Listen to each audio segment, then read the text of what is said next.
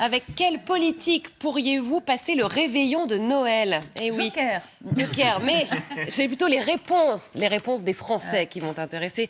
Benjamin, on en parle avec toi. C'est une question qui a été posée aux Français ces derniers jours par un institut de sondage. Et Benjamin, tu as le résultat. Alors, on réveillonne avec qui? On connaissait les intentions de vote, voici les intentions de réveillon. C'est l'IFOP pour le Figaro qui nous révèle ça. Donc voici le top 5 des guests envisagés par les Français.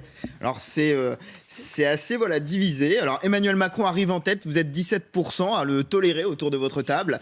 Marine Le Pen 12%, oui je dis tolérer parce que les scores sont pas non plus énormes. Marine Le Pen 12%, vous êtes 11% à envisager une discussion immigration, identité autour de la dinde avec Éric Zemmour. Valérie Pécresse, alors là elle est un peu derrière par rapport aux intentions de vote. Vous préférez visiblement voter pour Valérie Pécresse plutôt que réveillonner avec Valérie Pécresse. Et puis donc le premier candidat de gauche, c'est Jean-Luc Mélenchon avec 9%. Oui. C'est sur quels critères, genre par exemple s'ils sont marrants parce que c'est peut-être aussi ça l'image. C'est pas les mêmes critères qu'une intention de vote. Il y en a qui ont une réputation d'être plus fun. C'est sans doute plus basé effectivement. C'est pas forcément autour du programme. C'est pas sur le sérieux des candidats. Non, mais ça peut être aussi quand même sur certaines conceptions de la vie quotidienne ou de la nourriture. Regardez le classement de la gauche, c'est un des rares classements où Anne Hidalgo est devant Yannick Jadot. Visiblement, on a quand même envie de manger un peu de foie gras à Noël. Ça, c'est quand même la preuve.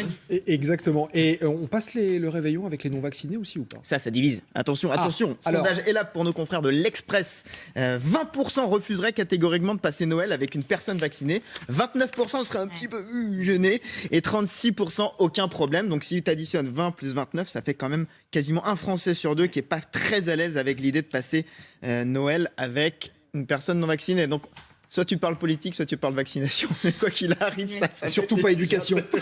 Ah non. Voilà, donc pour ce repas de réveillon.